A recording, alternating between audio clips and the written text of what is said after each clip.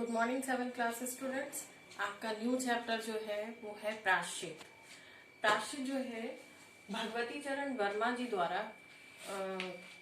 एक कहानी है। इसमें सबसे प्रमुख बात उन्होंने जो बोली है वो ये है कि अंधविश्वास क्या है बताया, और उसके बारे में ये बताया कि अंधविश्वास को मानते हुए लोग कितना धर्म के नाम पर पाखंड करते हैं, और ये पाखंड बहुत अंत तक जाकर सही सिद्ध नहीं होता, क्योंकि अंधविश्वास में आकर व्यक्ति कुछ भी गलत कर सकता है।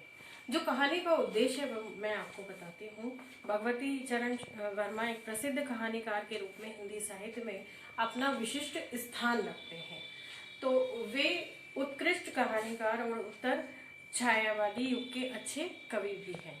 प्रस्तुत कहानी में जो भगवती चरण वर्मा जी ने धर्म के नाम पर प्रचलित अंधविश्वासों पर ही तीखा व्यंग किया, और तीखा व्यंग करने का कारण कि थोड़े से पात्रों और एक घटना के माध्यम से लेखक ने यह कार्य करके दिखाया है। उन्होंने छात्रों के स्तरानुकूल सरल एवं सहज भाषा का प्रयोग भी किया, जिससे कि बच्चों को ये पता लग जाए। सरल भाषा इसलिए इस्तेमाल करें कि बच्चों को ये पता लगे कि वाकई में अंधविश्वास है क्या।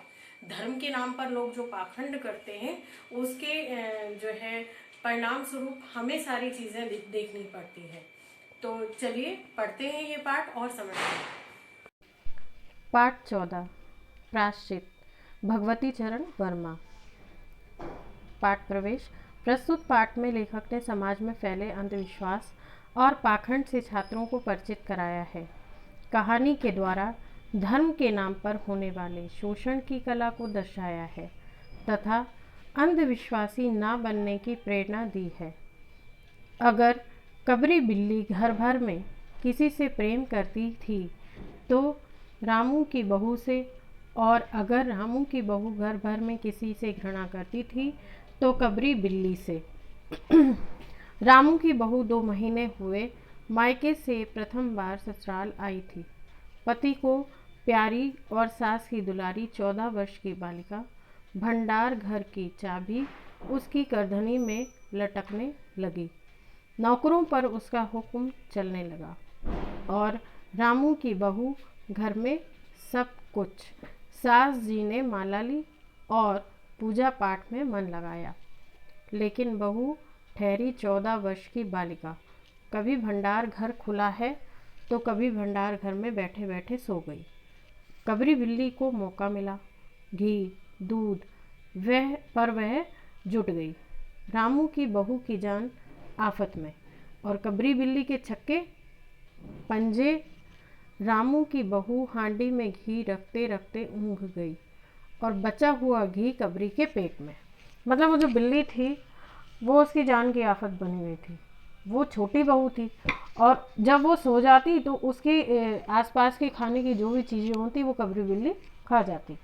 रामू की बहू दूध ढककर मिश्रानी को जिन्स देने गई और दूध नदारत। अगर बात यहीं तक रह जाती तो भी बुरा न था। कबरी बिल्ली रामू की बहू को कुछ ऐसा परख गई थी कि रामू की बहू के लिए खाना पीना दुश्वार। रामू की बहू के कमरे में खीर से भरी कटोरी पहुंची और रामू जब तक जाए तब तक कटोरी साफ चटी हुई। बाजार से मलाई आई और जब तक रामू की बहू ने पान लगाया मलाई गायब।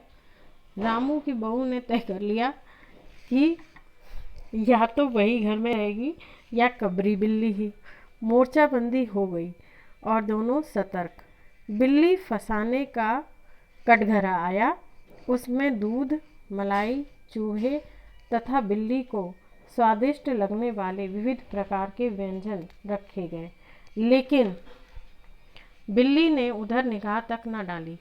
इधर कबरी बिल्ली ने सरगर्मी दिखलाई। अभी तक तो वह रामू की बहू से डरती थी, पर अब वह साथ लग गई, लेकिन इतने सारे फासले पर कि रामू की बहू उसको हाथ ना लगा सके। कबरी के हौसले बढ़ जाने से रामू की बहू का घर में रहना मुश्किल हो गया।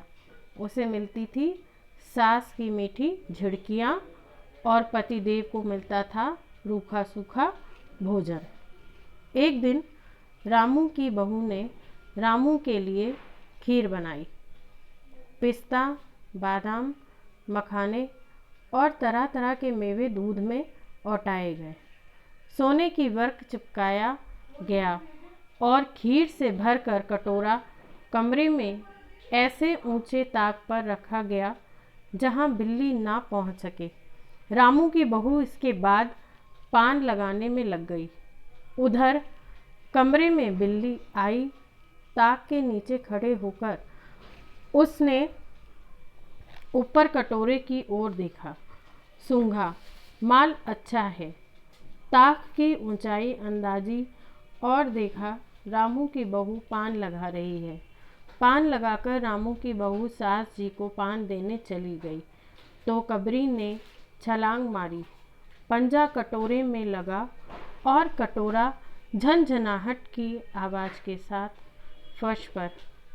आवाज़ रामू की बहू के कान में पहुंची। सास के सामने पान फेंक कर वह दौड़ी। क्या देखती है कि फूल का कटोरा टुकड़े टुकड़े, खीर फर्श पर और बिल्ली डटकर खीर उड़ा रही है।